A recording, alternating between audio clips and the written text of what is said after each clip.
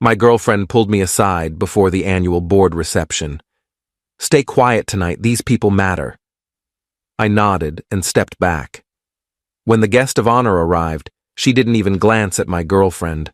She walked straight toward me, paused for a second, and said something that shifted the entire room. "I'm 35, been with my girlfriend for 4 years.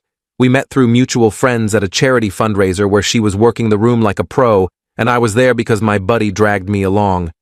She's in corporate law at one of those big downtown firms where everyone wears $1,000 suits and talks about billable hours. I do graphic design, freelance mostly, which means I work from home in sweatpants and answer to no one but my clients." The first year was good. She liked that I was creative and didn't fit the corporate mold. I liked that she was driven and had her life together. But somewhere around year 2, things started shifting. She began commenting on my clothes when we went to her work events. Then it was my conversation topics. Then it was just general suggestions about how I should present myself around her colleagues. By year 3, I wasn't her boyfriend anymore. I was her accessory, the quirky, creative guy she could trot out at parties, but only if I stayed in my lane and didn't embarrass her.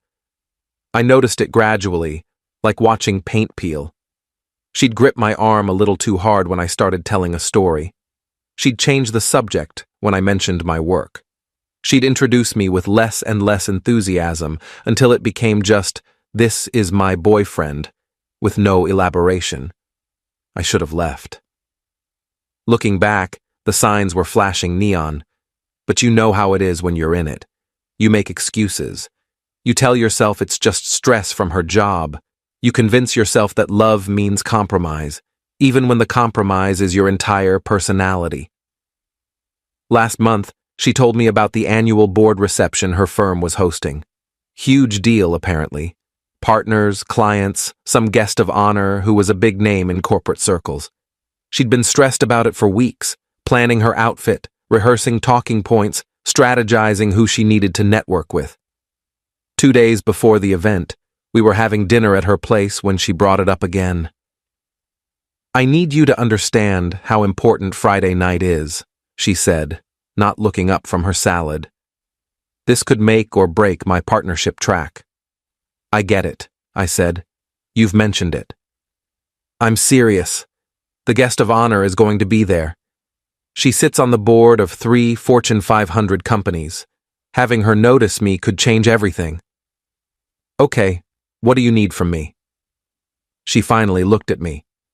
"I need you to be on your best behavior. Dress appropriately. Don't talk about your work unless someone specifically asks. And please, please, don't try to be funny." "I'm not allowed to have a personality?" "That's not what I said." "It's what you meant." She sighed, that exasperated sound she'd been making more and more lately. "Can you just do this for me? One night. That's all I'm asking." I should have said no. Should have told her that if she was embarrassed by who I was, we had bigger problems. But I didn't. I just nodded and finished my dinner in silence. The night of the reception, I put on the suit she'd picked out. Charcoal gray, crisp white shirt, burgundy tie. I looked like every other guy who'd be at that event, which was probably the point. She inspected me when I came out of the bedroom, adjusting my collar and smoothing my lapels like I was a mannequin. "Remember what we talked about?" she said as we headed out. "Stay quiet and look pretty. Got it. Don't be like that." We took a car service to the hotel. The entire ride she was on her phone, texting colleagues and checking the guest list. She didn't say a word to me until we pulled up to the entrance. The reception was in a massive ballroom with floor-to-ceiling windows overlooking the city, chandeliers, ice sculptures, waiters circulating with champagne and hors d'oeuvres. Classical music played softly in the background. It was the kind of event where everyone looked important and acted like they'd rather be anywhere else. My girlfriend went into full networking mode the second we walked in. She worked the room with precision, stopping to chat with partners, laughing at unfunny jokes, touching people's arms in that calculated way that's supposed to seem genuine. I followed a few steps behind, smiling when appropriate, shaking hands when introduced, saying as little as possible. About 30 minutes in, she pulled me aside near the bar. Her smile vanished the second we were out of earshot. "Stay quiet tonight," she said, voice low and urgent. "These people matter." I haven't said anything. Good. Keep it that way. The guest of honor should be arriving soon, and I need to make the right impression. What do you want me to do? Just stand back, look supportive. Don't insert yourself into conversations. I felt something cold settle in my chest. You want me to be invisible? I want you to be aware of the situation. This isn't about you. It never is. Her eyes flashed. What's that supposed to mean? Nothing. I'll stay quiet. She studied my face for a moment, like she was trying to determine if I was being sarcastic. Then she squeezed my arm and walked back into the crowd. I grabbed a whiskey from the bar and found a spot near the windows where I could watch without being noticed. The guest of honor arrived about 20 minutes later. The energy in the room shifted immediately. Conversations got quieter. People started gravitating toward the entrance. I saw my girlfriend position herself strategically near the door, adjusting her dress and practicing her smile. The woman who walked in was probably late 50s, wearing an elegant navy dress and carrying herself with the kind of confidence that doesn't need to announce itself. She had short silver hair and sharp eyes that seemed to take in everything at once. People approached her immediately, but she handled them with polite efficiency, shaking hands and moving forward without getting trapped in conversation. My girlfriend stepped into her path, extending her hand with that practiced smile. I saw her mouth moving, saw the woman nod politely. Then something strange happened. The woman's eyes shifted past my girlfriend, scanning the room, and locked directly onto me. She walked past my girlfriend, just walked right past her like she wasn't there. The crowd parted as she crossed the ballroom, and I realized she was coming straight toward me. I glanced behind me, thinking maybe she was looking at someone else, but there was just the window. She stopped about 3 feet away, studying my face with an intensity that made me uncomfortable. The people nearby had gone quiet, watching. "I know you," she said. "I don't think so," I managed. "We've never met." "No, but I know who you are." She took a step closer. "You're the graphic designer, the one who did the campaign for the environmental nonprofit last year." I blinked. "How did you—" "I'm on the board of that nonprofit. I saw your work. It was exceptional. Bold, authentic, nothing like the corporate nonsense we usually see." She smiled. "I've been trying to track you down for months. My assistant couldn't find any contact information beyond your old website. I've been meaning to update that," I said, still processing. "Well, consider yourself found." She pulled out her phone. "I want to hire you. I'm launching a new initiative, and I need someone who can create something genuine. Not another committee-approved focus group disaster. Are you available?" Yes, I'd need to hear more about the project, but yes." We exchanged information right there. She asked about my process, my influences, my availability. We talked for maybe 15 minutes, and I forgot about the room around us until I noticed my girlfriend standing a few feet away, her face pale. The guest of honor followed my gaze. "Oh, is this your girlfriend? The one who tried to intercept me at the door?" "Yes," I said. "She should be proud of you. You're very talented." She turned to my girlfriend. "You didn't mention your boyfriend was the designer behind the Meadowbrook campaign." My girlfriend's smile looked painful. "I didn't realize you'd be familiar with his work." "I make it my business to know talent when I see it." She turned back to me. "I'll have my assistant reach out next week to set up a proper meeting. In the meantime, enjoy the rest of your evening." She moved on to greet the firm's senior partners. I stood there holding my whiskey, aware that everyone nearby had witnessed the entire exchange. My girlfriend's colleagues were staring. Some looked impressed. Others looked confused. My girlfriend looked furious. She grabbed my elbow and steered me toward the hallway outside the ballroom. The second we were alone, she dropped the smile. "What was that?" she hissed. She recognized my work. You made me look like an idiot. How? I didn't do anything. You upstaged me at my own firm's event. She approached me. What was I supposed to do? You could have directed the conversation back to me, mentioned what I do, made an introduction that mattered. She wanted to talk about my work. Your work?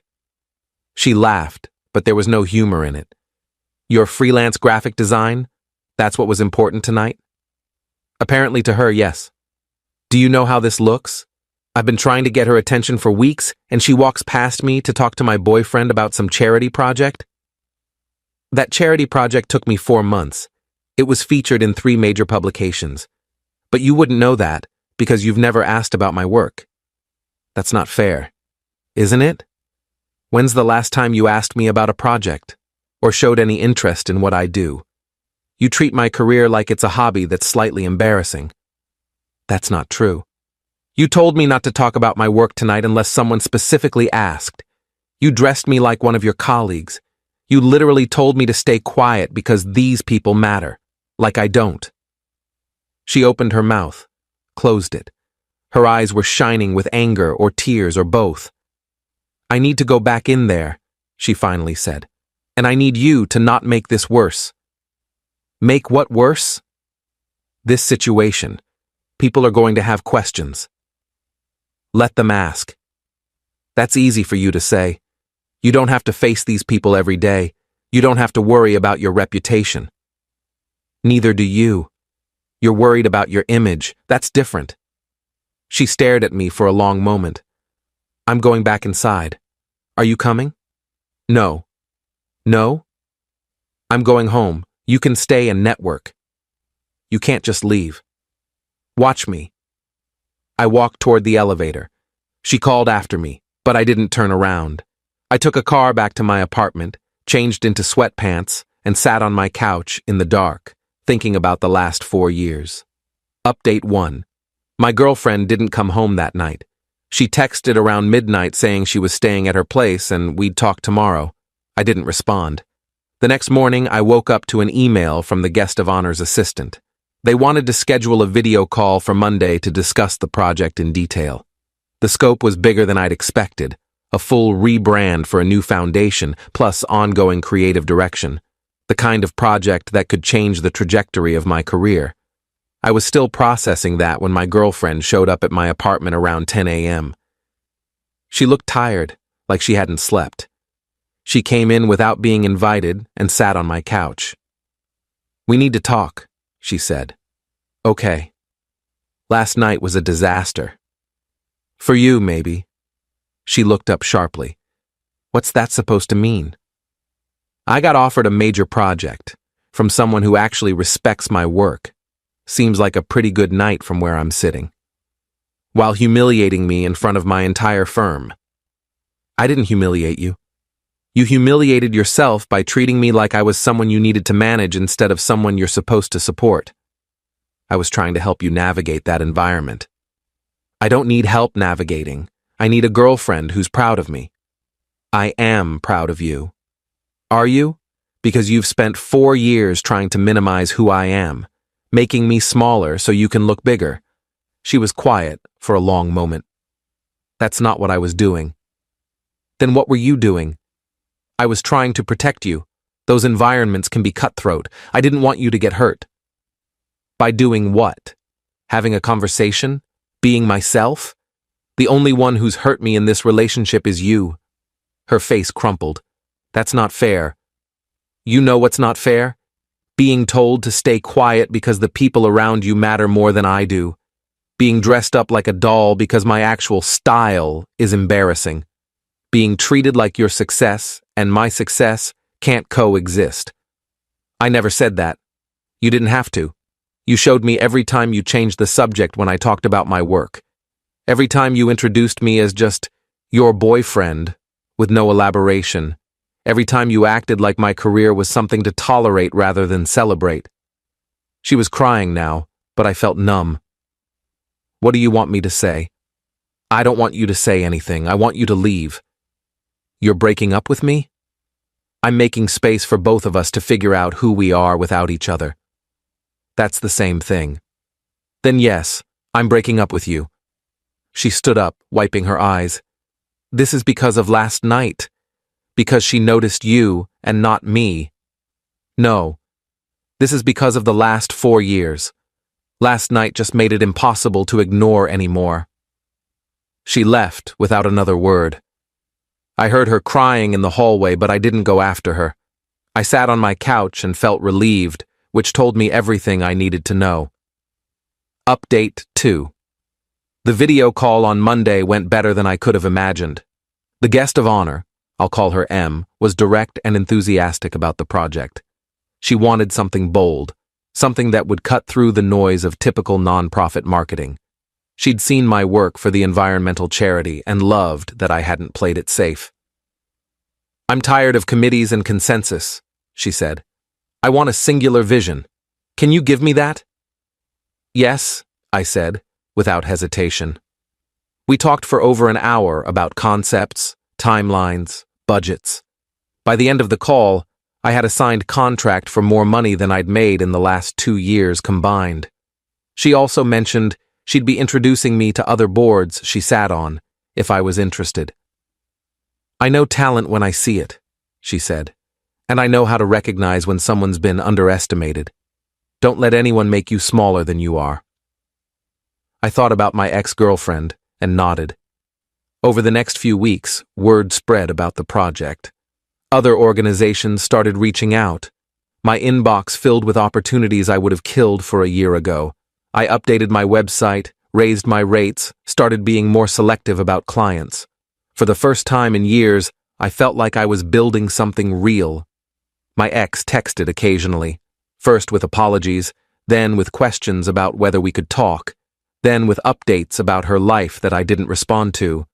I finally blocked her number after she showed up at my apartment one evening, drunk and crying about how she'd made a mistake. I just wanted you to fit in, she said through the door. I thought I was helping. I don't need to fit in, I said.